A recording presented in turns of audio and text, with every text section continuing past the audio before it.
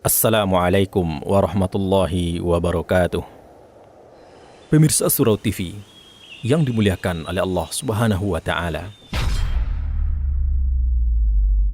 kita semua menyadari bahwa Allah telah menetapkan takdir untuk hambanya jauh sebelum langit dan bumi diciptakan.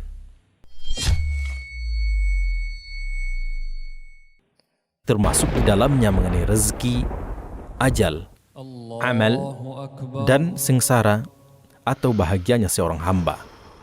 Begitu pula dalam perkara jodoh, manusia Allah ciptakan dalam keadaan berpasang-pasangan.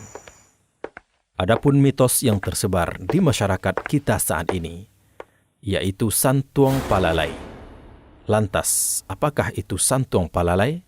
Simak pembahasannya di Katourang Surau TV. يا بني لا تشرك بالله إن الشرك لظلم عظيم.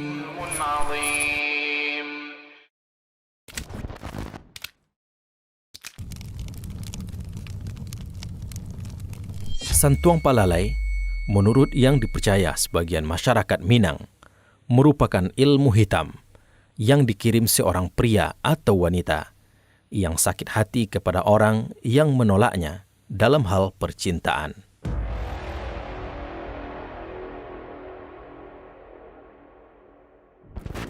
Kabarnya, kondisi yang dialami apabila terkena ilmu mistis itu, jika korban suka kepada seseorang, maka orang tersebut tidak suka kepadanya. Sebaliknya, jika orang lain suka kepadanya, maka dia yang tidak suka dengan orang tersebut.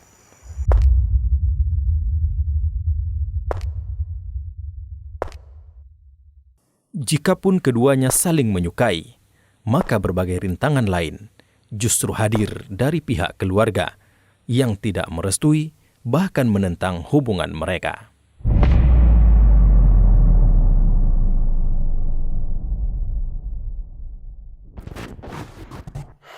Hal buruk yang kemudian dikhawatirkan muncul kepada korban adalah depresi dan rasa putus asa. Meski belum ada kajian ilmiah secara psikologis terhadap korban, dampak ilmu perdukunan ini memang kerap menimbulkan masalah dalam rutinitas dan keseharian korban. Secara psikologis, perlahan korban santuang palalai merasa tidak tenang, selalu minder, stres, mengucilkan diri, karena malu belum menikah di saat sudah berumur.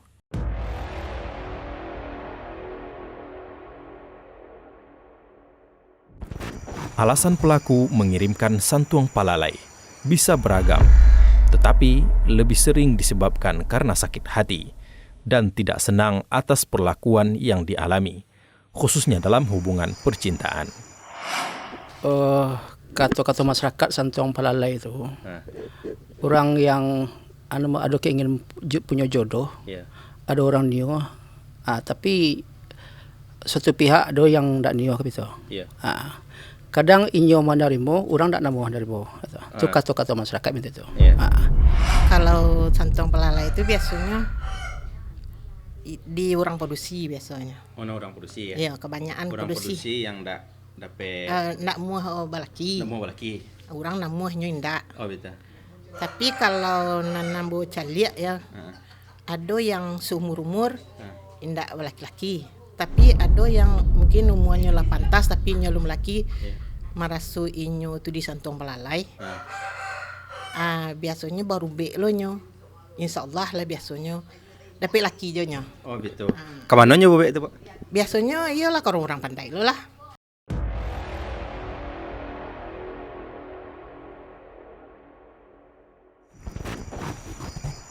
Pada intinya, santuang palalai terjadi karena konflik percintaan seseorang yang menyukai lawan jenis. Bagi sebagian masyarakat, praktik ilmu dukun seperti santuang palalai ini memang tak dapat dimengerti oleh semua orang. Kondisi-kondisi di atas juga tidak serta-merta menunjukkan seseorang memang terserang ilmu dukun ini. Kadang ini dalam pertunangan, tapi entah apa kendalanya, tak jadi. Batal. Tapi ya malon orang tua dulu tu nyo mencari ya, seperti orang kampung kok jodoh kun. Kan begitu dahulu. Iya. Ceritanya, ku anakku kan setampak lalai. Itu nan tahu ibu. Tapi yo akhir-akhir ni yo nak jadi dah. Tu nyo lepas tunangan tu kan itu orang kayak dulu kan suka mencari yo dukun-dukun ke kan orang tua dulu. Itulah keceknya. Kadang yo ada jodohnya, kadang yo nak ada jodohnya. Iya. Nan kecek dukun ko santong pelalai ko nyo datang surang ko atau dia gi orang ko, Bu? Nama danga tentu yo nyagi orang. Tentu nyo minta follow ke orang pandai. Iya. Itu nama danga. Ya. Mungkin karena ada orang nan iri atau apa kinyo ya? Ya mungkin lah. Ya antara ada orang ko nio tarangannya ada orang non suko. Iya. Baanyo dia mungkin tata tundo ge nyo kan. Iya. Nyo lah alasan ko sampai itulah cerita orang. Iya. Aku ditanya orang pandai karena itulah sampai lalai gitu. Pernah Bu mencaliak atau pola gitu kan? Mencaliak dengan atau kepelolah itu kejadian itu gitu. Ya pernah lah rasanya. Pernah, ya. Orang tutu cerita. Iya. Ya kan karena ya nak berhasilnya jodohnya tidak. Kadang ada lah sampai tu ndak sampai jodoh. Ya. Kalau menurut Ibu sendiri apa tuh Bu gitu? Keyakinan lah itu kan. Ayo, tapi itu kan namanya orang tua lebih usaha. Iya. Karena Allah kan. Kadang ada berhasil kadang enggak. Tapi kebanyakan nak ambut mengalami cerita kan. Iya. Ya nak ada hasil dah.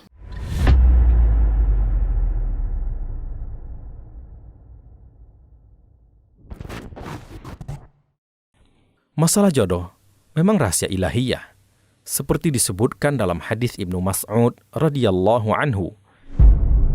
Di saat manusia masih berada di dalam perut ibunya, kemudian diperintahkan malaikat untuk menuliskan rezekinya, ajalnya, amal perbuatannya, kebahagiaan atau kesengsaraan hidupnya. Jodoh termasuk rezeki seseorang. Jadi memang sudah ditentukan oleh Allah semenjak manusia masih berada di rahim ibunya dan sudah ditulis di Lauhul Mahfuz. Dalam hal ini, kita tidak diperintahkan untuk memikirkan tentang takdir tersebut. Tetapi hanya diperintahkan untuk berusaha. Nabi SAW bersabda, "Beramallah, masing-masing akan dimudahkan melakukan apa yang telah dituliskan baginya." Hadis riwayat Imam Muslim. Santong pelalai ko bisa dikatakan suatu penyakit juga mah. Penyakit ya? Ya. Kalau di medis ya nak sebut dah. Di medis nak sebut ya? Enggak. Kalau nak kata kecil-kecil orang apa Pak? Yang pelalai kan? Yo kok sarupo ada orang nak mengirim. Ada mengirim ya? Iya, nak supaya nak dapat jodohnya. Semuanya lah sampai sebenarnya. Iya. Tapi nan jodoh enggak ada dapat. Jodoh nak dapat. Ini satu pelalai itu kan itu. Iya. Awak suka orang nanio. Sesama kare mah, kare kayu, kare kenda. Iya, sesama kare ya. Ya. Awak kare nak yo. Ya, awak kare. Ya. Gitu ya. Ala basobok ko mailak ya kan. Jadi kok penyakit yang dikirim orang Pak ya? Dikecem bisa jadi orang, ya? bisa jadi bisa indah. Ya kan kata orang. Nanti apa sendiri pernah masobok nak? Basobok. Ya. Cuman sekedar cerita baru. Cerita orangnya ya. Cerita orang. Tapi orang nan indak dapat jodoh nyola umur 40 aku ke ya. Ada. Itu nak kecen orang santong pelalai, karena santong pelalai itu. Santong pelalai ya. Biasanya ada orang itu nak Pak. Namanya kalau orang mau deko biasanya di UB atau apa gitu. Iya di UB. Di mandian. Oh di mandian. Dia pakai air bunga-bunga di mandian ya. Itu mau UB-nya ke mana Pak? Ya ke dukun lah.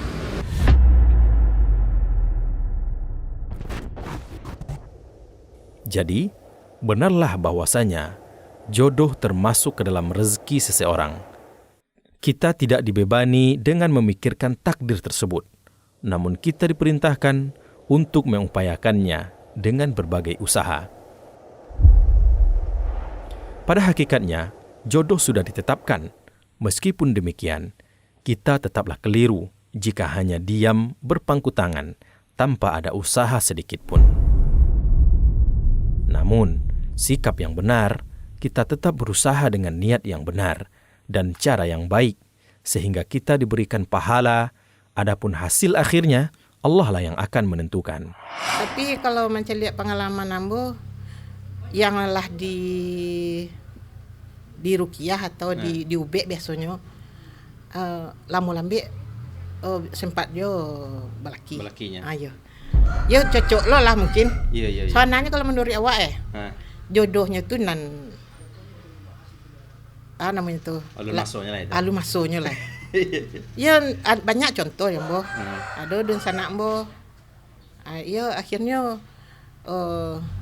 di atas 30 lah. Tapi suaminya sama lah je nyo ada atas 30 aja nya. Ayah misalnya saudara Mbok tu 35. Yang suaminya 37 lah. Masih gadis je bujang aja. Ayah orang nak je nya. Iya. Nah itu. Tapi ada orang yang antah yo sentong pelalainya tindak kan. Kecil tu memang tak laki-laki sampai tua. Sampai mati. Jadi duit tu ya tak mengerti waktu Tuhan senang punya kuasa. Ya Allah. Iya. Kalau laki-laki apa namanya? Tak ada mau tahu dah. Biasanya pun tahu yang produksi ya. Tapi ya kok ada mungkin satu-satunya tu. Kaum muslimin dan muslimat, pemirsa Surau TV yang semoga dirahmati Allah SWT. Pada kesempatan ini kita akan berbicara tentang santuang palalai. Ya, ini adalah suatu ungkapan yang banyak diyakini oleh masyarakat kita terkait dengan orang yang terlambat atau tak kunjung mendapatkan jodohnya. Ya, padahal usianya sudah tidak muda lagi. Ya, nah ungkapan ini pada awalnya adalah suatu ungkapan yang terbatas. Ya, lalu dia dipakai secara luas untuk setiap yang terlambat atau belum mendapatkan jodoh padahal usianya sudah tidak muda lagi.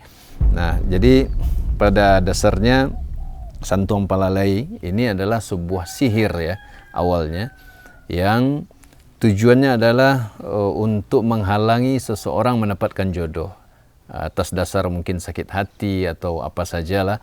Yang jelas ini awalnya adalah sebuah sihir. Kalau dalam bahasa Islam ini namanya sihir sarf. Ya, sihir sarf yaitu sihir yang memalingkan orang dari orang yang ia cintai. Misalnya ada dua orang atau seorang mencintai seseorang atau mereka suami istri saling mencintai, kemudian terkena sihir sarf, maka salah satu akan menjadi tidak mencintai. Sehingga dia menjauh dan berpaling dan benci bahkan kepada istrinya atau istri membenci suaminya yang pada hakikat awalnya mereka saling mencintai. Nah, ini juga digunakan untuk menghalangi seseorang mendapatkan jodoh. Artinya jika ada orang yang ia sukai, maka orang itu tidak menyukai dia. Atau orang menyukai dia, tapi dia yang tidak suka. Sehingga dia sulit mendapatkan jodoh. Dan sihir itu memang punya pengaruh dengan izin Allah Subhanahu wa ta'ala. Nah, ini diantara anggapan tentang atau keyakinan yang beredar masyarakat dengan istilah santuang palalai. Sebagian menyebutnya suntuang palalai. Ya, palalai ini mungkin berasal dari kata melalaikan orang dari pernikahan sehingga dia tidak bisa menikah. Nah, ada beberapa pertanyaan yang sampai kepada kami berkaitan dengan hal ini. Yang pertama, bagaimana Allah memberikan jodoh? Soal ini adalah tentu rahasia Allah SWT. Dia bagian dari takdir Allah SWT yang Allah rahasiakan dan tidak ada yang tahu kecuali Allah SWT. Maka tugas kita bukan mencari tahu bagaimana cara Allah mencari jodoh, tapi adalah berusaha dengan jalan yang benar yang Allah izinkan dalam syariat untuk mencari jodoh. Ya, untuk mencari jodoh, bukan mencari tahu bagaimana cara Allah memberi kita jodoh, karena jodoh ini memang bagian dari takdir. Sebagaimana takdir yang lain, dia tidak ada yang kita ketahui sebelum ia datang. Ya, begitu juga jodoh. Seperti rezeki, kadang kita tidak berusaha, dia datang. Ya, kadang kita sudah berusaha sungguh-sungguh, dia datang sedikit. Karena Allah yang menentukan. Maka ini berkaitan dengan keimanan kita kepada takdir Allah Subhanahu wa ta'ala.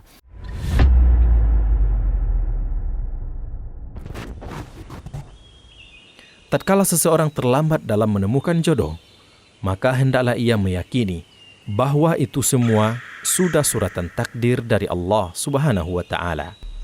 Mengenai semua kesalahan, kelalaian yang pernah terjadi di masa lalu, itu semua hanya jalannya saja yang mengakibatkan kita mengalami kesulitan dalam menemukan jodoh. Jika seandainya kita menyadari bahwa kita pernah melakukan kesalahan di masa lalu, baik itu sengaja ataupun tidak sengaja, maka kewajiban kita hanyalah bertaubat kepada Allah dan bertekad untuk tidak mengulanginya, tanpa perlu mengaitkannya dengan berbagai hal, bahkan pada perkara yang bisa menjatuhkan kita kepada kesyirikan. Kemudian muncul pertanyaan yang kedua ya dari masyarakat kita, bagaimana jika jodoh tak kunjung datang? Nah, ini orang-orang yang mengalami kesulitan mendapatkan jodoh. Kadang mereka sudah berusaha menurut yang mereka ketahui dengan berbagai cara, namun tak mendapatkannya. Jadi yang pertama kali yang harus kita jelaskan dulu, tidak semua orang yang tidak mendapatkan jodoh itu terkena santuang palalai atau terkena sihir. Jadi jangan juga sampai kita berburuk sangka kepada saudara kita bahwa ketika seseorang dari anggota keluarga kita itu terhalang mendapatkan jodoh, ya, atau belum mendapatkan jodoh atau sulit mendapatkan jodoh, berarti ada menyihirnya, tidak. Ya. Karena istilah ini sudah digunakan untuk yang terkena sihir maupun yang tidak terkena sihir. Nah, ini harus kita yakini bahwa terhalangnya seseorang mendapatkan jodoh atau terlambatnya dia mendapatkan jodoh juga bagian dari takdir Allah Subhanahu wa Ta'ala. Maka dia harus berusaha dengan cara yang dibenarkan dalam syariat, ya, cara yang dibenarkan dalam syariat, bukan dengan cara-cara yang menyelisih syariat. Kemudian ada satu hal penting yang mungkin lupa kita lakukan atau kita tahu namun kita seringkali tidak mengamalkannya, yaitu berdoa kepada Allah Subhanahu wa Ta'ala. Berdoa kepada Allah Subhanahu wa Ta'ala. Mintalah kepada Allah karena Allah lah yang mengatur takdir ini. Ya. Kalau kita terus berdoa, meminta, Allah akan mudahkan. Ya. Dan ini banyak sekali contohnya, ya, yang terjadi di lapangan. Bahwa seorang kadang usahanya untuk mencari jodoh itu sudah buntu. Ya, lalu dia banyak berdoa, kemudian Allah berikan jodoh dari arah yang tidak dia sangka, ya, sehingga kemudian dia mendapatkan jodoh dan dia bahagia, ya, karena dia menerima ketentuan Allah Subhanahu wa Ta'ala. Tentu saat ini tidak tepat kita mengkisahkan kisah-kisah orang-orang yang mendapatkan pertolongan Allah Subhanahu wa Ta'ala. Jadi itulah yang harusnya dilakukan oleh seorang muslim, mencari jodoh dengan pedoman syariat, tidak melakukannya dengan cara-cara maksiat seperti berpacaran, ya. Kemudian melakukan doa atau berdoa kepada Allah sebanyak mungkin dalam berbagai kesempatan agar diberikan jodoh yang baik untuk dia dunia dan akhirat. Baik, kemudian pemirsa kaum muslimin dan muslimat rahimani rahimakumullah. Pertanyaan berikutnya, bagaimana caranya agar kita bisa memahami takdir dengan keterlambatan jodoh ini? Ini sebenarnya perkara yang sangat mudah gitu loh. Kita sudah meyakini rukun iman ke-6 bahwa tidak ada satupun yang terjadi di alam semesta ini, bukan hanya di bumi, di langit dan di bumi, kecuali semuanya telah Allah takdirkan. Nah, kalau Allah mentakdirkan sesuatu tidak terjadi, tidak ada makhluk satupun yang bisa menolong untuk dia terjadi. Kalau Allah mentakdirkan sesuatu untuk terjadi, tidak ada satupun makhluk yang bisa menghalangi sesuatu itu terjadi. Maka keterlambatan seseorang mendapatkan jodoh atau keluarga kita, itu terjadi dengan takdir Allah SWT. Maka kita tidak boleh mengkaitkan ini dengan hal-hal yang tidak ada hubungannya. Apalagi berburuk sangka kepada sesama muslim bahwa fulan yang menyihir, fulan menjadi penyebabnya, atau gara-gara ini atau gara-gara itu. Karena sebagian masyarakat ketika meyakini hal ini atau istilah sentuang palalai ini, mereka melebar kemana-mana sebagai sebab. Misalnya Kalau seorang anak muda membantu orang tuanya, ibunya misalnya mencuci pakaian, itu dianggap ini penghalang jodoh nih, malu anak laki-laki mencuci pakaian. Atau seorang anak muda duduk minum di depan rumah, itu dianggap juga penghalang jodoh. Ini tidak ada hubungannya sama sekali ini. Ini perkara-perkara yang merupakan khurafat, ya, mengkaitkan sesuatu yang tidak ada dasarnya dengan suatu peristiwa. Ya. Maka kita harus kembalikan bahwa apa yang terjadi itu adalah bagian dari takdir Allah SWT. Maka kita kembali kepada Allah, kembali kepada syariat Allah, meminta kepada Allah dengan berdoa agar Allah memudahkan jodoh untuk kita. Baik, bahkan ya, di antara mengimani takdir adalah bahwa jika seseorang tidak kunjung mendapatkan jodoh, berarti dia ditakdirkan tak mendapatkan jodoh. Jadi kita enggak mengkaitkan dengan keyakinan-keyakinan seperti keyakinan santuang palalai ini. Jadi kalau seorang sampai akhir hayatnya tak mendapatkan jodoh, bukan berarti dia santuang palalai. Ya, tidak. Berarti Allah takdirkan dia tidak dapat jodoh di dunia. Namun setiap muslim yang meninggal dalam keadaan beriman, tidak melakukan kesyirikan, maka dia akan mendapatkan jodohnya di surga Allah kelak. Dan itu pasti, karena di surga tidak ada bujangan. Kata Nabi SAW, ma fil jannati a'zab, tidak ada bujangan di dalam surga. Maka jangan sampai kita meyakini keyakinan-keyakinan yang menyimpang seperti keyakinan santuang palalai ini, akhirnya menyebabkan kita tak mendapatkan jodoh di dunia, tak pula mendapatkan jodoh di akhirat, wal'iyadzubillah. Ya, baik. Ini cara memahami takdir tentang keterlambatan jodoh, bahkan tidak mendapatkan jodoh. Baik, kemudian pertanyaan yang terakhir, bagaimana tanggapan Ustadz dengan argumen masyarakat tentang santuang palalai? Ya. Jadi, sebagaimana kita jelaskan tadi bahwa keyakinan akan santuang palalai ini sudah melebar kepada semua orang yang terlambat mendapatkan jodoh. Yang mana pada awalnya santuang palalai ini adalah sebuah sihir, ya, yang ditujukan oleh seseorang kepada orang tertentu. Dan itu tentu tidak berarti bahwa semua orang yang terlambat jodohnya berarti dia terkena sihir, tidak. Ya.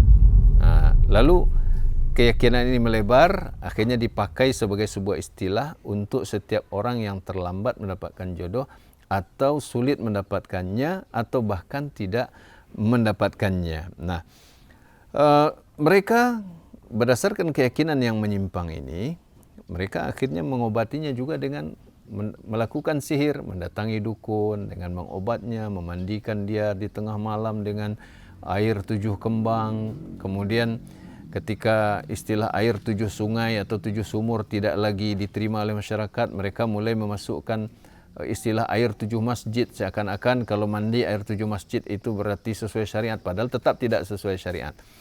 Mereka memakai jimat-jimat, ya, penglaris untuk melariskan diri dan segala macamnya. Ini tentu adalah suatu hal yang menyimpang, berangkat dari keyakinan yang menyimpang. Nah, kalau seseorang betul-betul terkena sihir dan itu ada tanda-tandanya sehingga dia terhalang untuk menikah, maka cara yang benar sesuai syariat adalah dengan diruqyah. Ruqyah itu dengan membacakan ayat-ayat Al-Quran dan doa-doa dari Al-Quran dan hadis Nabi SAW dalam bahasa Arab, ya, dengan cara-cara yang dibenarkan dalam syariat oleh orang yang lurus akidahnya.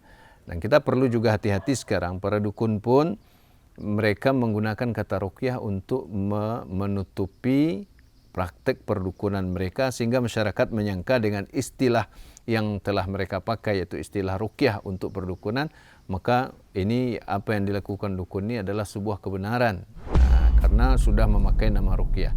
Tidak, kita harus hati-hati, karena yang paling inti itu bukan soal namanya, tapi adalah soal apa yang dilakukannya, ya, substansinya kata orang, isinya, ya, isinya. Jadi kita perlu meluruskan bahwa keyakinan bahwa orang yang terlambat jodohnya atau sulit mendapatkan jodoh adalah santuang palalai ini perlu kita bersihkan dari masyarakat kita. Kita kembalikan itu adalah takdir Allah Subhanahu wa taala, dan kalaupun seorang terkena sihir yang menghalangi dia dari mendapatkan jodoh, maka itu juga adalah dengan takdir Allah Subhanahu wa taala, karena sihir tidak akan berpengaruh kalau Allah tidak mengizinkan. Dan Allah mengizinkan sihir itu terjadi, tentu ada juga hikmah yang besar di balik itu.